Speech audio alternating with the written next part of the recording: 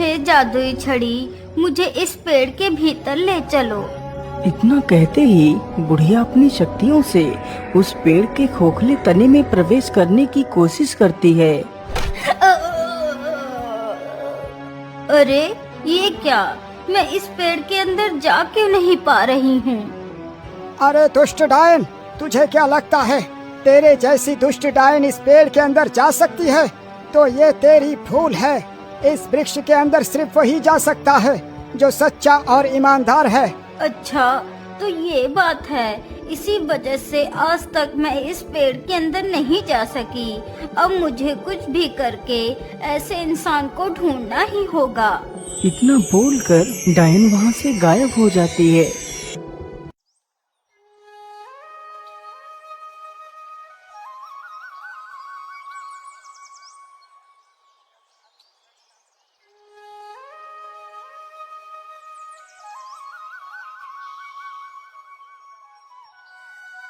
सेठ जी, मुझे कुछ पैसे दे दीजिए। मेरी माँ की तबीयत बहुत खराब है। मुझे मेरी माँ के लिए दवाइयाँ लेनी है। मैं आपके पैसे जल्दी चुका दूंगा। अरे नहीं मोहन, तुझे क्या लगता है मैं तेरे जैसे भिखारियों को मुफ्त में ही पैसे बांटता हूँ? पहले तू मेरे पास अपनी कोई कीमती वस्तु गिरवी रख, फिर मैं तुझे पैसे दूंगा। लेकिन सेठ जी, मेरे पास तो ऐसा कोई वस्तु नहीं है, फिर मैं आपके पास गिरवी क्या रखूं? अरे मोहन, तेरे पास तेरे दोनों बैल तो है ना, तू उन्हीं बैलों को मेरे पास गिरवी रख दे। लेकिन सेठ जी, उन्हीं बैलों से ही तो मैं मजदूरी करके आपके पैसे लौटाऊंगा। यदि मैं आपको वो बैल भी दे दूंगा तो मैं क्या करूंगा सेठ जी? मेरा सहारा तो वो 2 बैल ही है। देख मोहन, वो सब मैं नहीं जानता। यदि पैसे चाहिए तो बैल तो देने ही पड़ेंगे। हे भगवान, अब मैं क्या करूं? यदि दवाई लेकर नहीं गया तो मेरी माँ मर जाएगी। मैं ऐसा करता हूँ, अपने बैलों को ही गिरवे रख देता हूँ। क्या हुआ मोहन, तुम क्या सोच रहे हो? कुछ नहीं सेठ जी, मैं तैयार हूँ। आप मेरे बैलों को रख लीजिए, बस आप मुझे उन दोनों बैलों के बदले 20 रुपए दे दीजिए। ठीक है, ये लो 20 रुपए।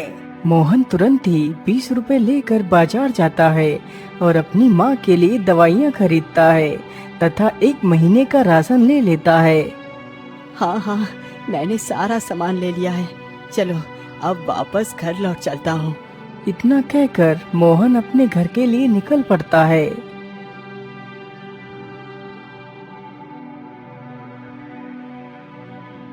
मोहन जल्दी ही अपने घर पहुँच जाता है। देखो माँ, मैं तुम्हारे लिए दवाइयाँ और पूरे 1 महीने का राशन ले आया हूँ।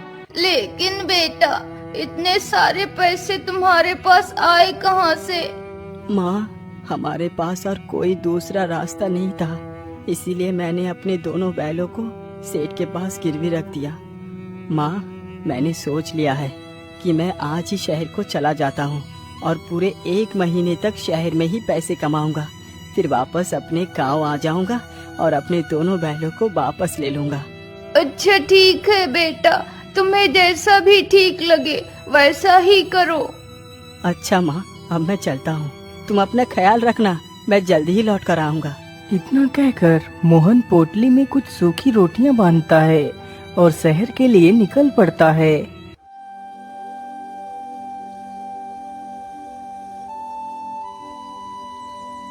मोहन चलते चलते काफी ज्यादा घने जंगलों से होकर गुजरता है। अरे राम राम राम, मैं तो चलते चलते कितना ज्यादा थक गया हूँ। मैं ऐसा करता हूँ, इसी पेड़ के नीचे चलकर थोड़ा सा आराम कर लेता हूँ और कुछ खा पी लेता हूँ, फिर आगे चलूँगा। इतना सोचकर मोहन पेड़ के नीचे ही बैठ जाता है और अपनी वही सूखी रोटियों की पोटली को खोलता है। अरे क्या बात है बेटा, देखने में तो तुम बड़े ही भोले और शरीफ लगते हो। तुम ये सूखी रोटियां क्यों खा रहे हो? क्या करूं माताजी, इस गरीबी ने मुझ पर इतना बड़ा जुल्म ढाया कि मैं एक वक्त का खाना भी नहीं खा सकता। इसीलिए मुझे जो कुछ भी मिल जाता है वही मेरे लिए पर्याप्त है। अरे बेटा, ये तो बड़े ही दुख की बात है। वाकई गरीबी जीवन का सबसे बड़ा अभिशाप है। वैसे तुम जा कहाँ रहे हो? माँ जी, मैं शहर जा रहा हूँ ताकि कुछ पैसे कमा सकूँ। यदि तुम मेरी बात मानो तो तुम्हें शहर जाने की कोई आवश्यकता नहीं पड़ेगी। तुम यहीं पर इतना सारा धन प्राप्त कर सकते हो जो तुमने कभी सपने में भी नहीं सोचा होगा। लेकिन इतना सारा धन यहाँ पर कैसे मिल सकता है? मैं कुछ समझा नहीं। बेटा, इसके लिए तुम्हें ज्यादा कुछ नहीं करना। तुम उस बड़े से पेड़ को तो देख रहे हो। उसी पेड़ में एक खोखला तना है। मैं तुम्हें अपने जादू से उस खोखले तने के भीतर भेजूंगी। उस पेड़ के अंदर एक गुफा है जिसमें 3 दरवाजे हैं। एक दरवाजे में तांबे के सिक्के हैं और दूसरे में चांदी के सिक्के हैं तथा तीसरे में सोने के सिक्के हैं। तुम्हें जो भी सिक्के चाहिए हों तुम अपनी मर्जी के हिसाब से ले सकते हो। लेकिन माता जी, आप ये सब मुझे क्यों बता रही हैं, जबकि आप खुद उस सारे सोने को निकाल सकती हैं? बेटा, यदि मैं उस पेड़ के अंदर जा पाती तो कब की चली गई होती। यदि तुम जाने के लिए तैयार हो तो बोलो। तुम जो भी सोना लेकर आओगे उसमें से मुझे कुछ भी नहीं चाहिए। तुम बस मेरे लिए उस चकमक डिबिया को ले आना। क्या करूं? शायद ईश्वर ने मेरे मदद के लिए इस बूढ़ी माँ को भेजा है। मैं इनकी बात को मान लेता हूँ। क्या हुआ बेटा, तुम क्या सोच रहे हो? कुछ नहीं माता जी, मैं तने के अंदर जाने के लिए तैयार हूँ। तो फिर ठीक है, चलो मेरे साथ। इतना बोलकर वह बूढ़ी महिला मोहन को उस पेड़ के पास ले जाती है। क्या तुम तैयार हो अंदर जाने के लिए? हाँ हाँ, मैं तैयार हूँ। तो फिर ठीक है, यह जादुई औषधि अपने पास रखो। जब तुम पेड़ से बाहर आना तब इस बोतल की ढक्कन खोलकर जादुई औषधि को अपने ऊपर डाल लेना तो तुम बाहर आ जाओगे। उस बूढ़ी महिला से मोहन उस जादुई बोतल को ले लेता है। तभी वह जादूगरनी अपनी छड़ी से मोहन को तने के अंदर भेज देती है।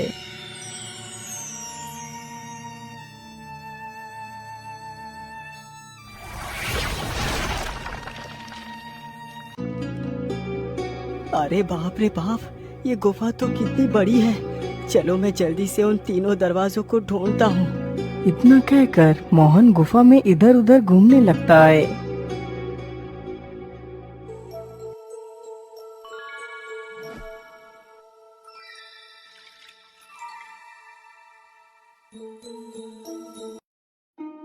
मोहन गुफा के भीतर काफी देर तक इधर उधर घूमता है, लेकिन उसे वह तीनों दरवाजे कहीं भी दिखाई नहीं देते। ओहो, इतनी देर से मैं इस गुफा में घूम रहा हूँ, लेकिन अभी भी मुझे वो तीनों दरवाजे नहीं मिले। पता नहीं वो तीनों दरवाजे कहाँ हैं।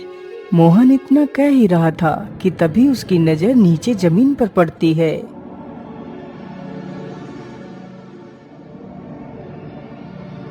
अरे ये क्या? ये तो एक गिलहरी है और इसने तो अपने मुंह में एक सोने का सिक्का दबा रखा है। इसका मतलब जिस ओर से ये गिलहरी आ रही है उस ओर ही वो तीनों दरवाजे हैं। मुझे उस ओर ही चलना चाहिए। मोहन उस ओर को ही चल पड़ता है जिधर से वह गिलहरी आई थी। कुछ दूर चलने के बाद मोहन उन तीनों दरवाजों के पास पहुंच जाता है। अरे मैं तो उन तीनों दरवाजे के सामने ही खड़ा हूँ। चलो जल्दी से दरवाजे को खोल कर देखता हूँ। इतना सोचकर मोहन दरवाजे के पास जाता है और उस दरवाजे को खोल देता है तो देखता है कि हर तरफ तांबे के सिक्के ही सिक्के थे। अरे वाह, जैसा उस बूढ़ी महिला ने बताया था यहाँ तो एकदम वैसा ही है। तो इसका मतलब सोने और चांदी की सिक्के का दरवाजा अभी बाकी है। चलो जल्दी से दूसरा दरवाजा खोलता हूँ। इतना कहकर मोहन गुफा का दूसरा दरवाजा भी खोल देता है तो देखता है कि दूसरे दरवाजे के अंदर सब चांदी के सिक्के ही पड़े हैं। चलो अब मैं जल्दी से उस सोने के सिक्के का दरवाजा भी खोलता हूँ। फिर मोहन तीसरा दरवाजा खोलता है।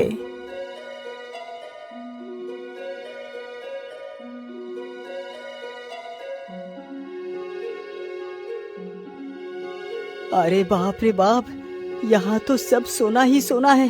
कहीं मैं कोई सपना तो नहीं देख रहा? अरे नहीं नहीं, ये कोई सपना नहीं है, ये हकीकत है। चलो जल्दी से मैं सोने के कुछ सिक्के ले लेता हूँ। मोहन जल्दी जल्दी सोने के सिक्के अपने पोटली में भरने लगता है। हाँ हाँ, इतना सोना मेरे संपूर्ण जीवन के लिए पर्याप्त है। वैसे मैंने सोना तो ले लिया, लेकिन वो चकमक डिबिया कहाँ है? तभी उसकी नजर एक चमकदार वस्तु पर पड़ती है। अरे वाह, ये तो कितना चमक रही है। मुझे तो लगता है यही वो चकमक डिबिया है।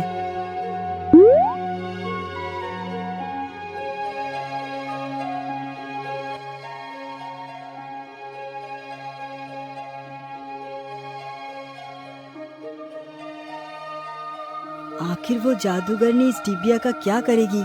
वैसे भी अब मुझे इस डिबिया के बारे में जानने की जरूरत ही क्या है? अब तो मैं कितना अमीर बन चुका हूँ। चलो अब इस पेड़ से बाहर निकल चलता हूँ। इतना कहकर मोहन उस जादुई बोतल के ढक्कन को खोलकर उसमें भरी जादुई औषधि को अपने ऊपर डालता है।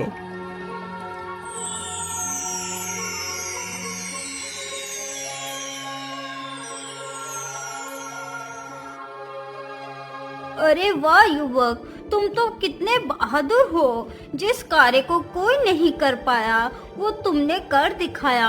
लाओ लाओ जल्दी से मुझे ये चकमक डिबिया दे दो। इतना कहते ही वह जादूगरनी उस चकमक डिबिया को ले लेती है। वैसे आप बुरा ना माने तो मैं आपसे एक बात पूछना चाहता हूँ। हाँ हाँ युवक, पूछो तुम क्या पूछना चाहते हो। मैं बस ये जानना चाहता हूँ कि आखिर ऐसा क्या है इस डिबिया में जो आपने इस डिबिया को ही चुना? अरे युवक, तो इस डिबिया के बारे में ना ही पूछ तो ठीक है। अच्छा अब मैं चलती हूँ। इतने बोलकर जादूगरनी गायब हो जाती है।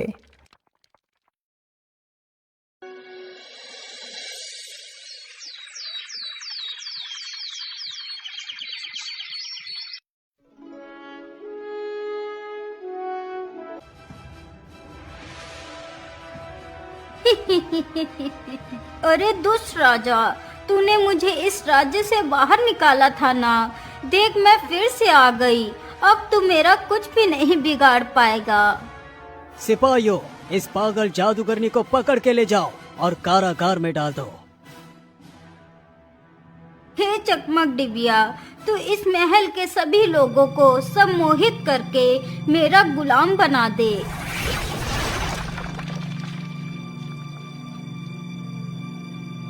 राजमहल के सभी लोग उस जादूगरनी के वश में हो जाते हैं।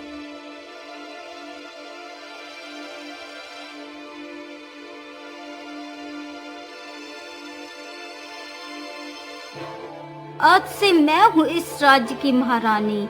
आज से इस राज्य में सारे काम मेरी मर्जी के मुताबिक होंगे।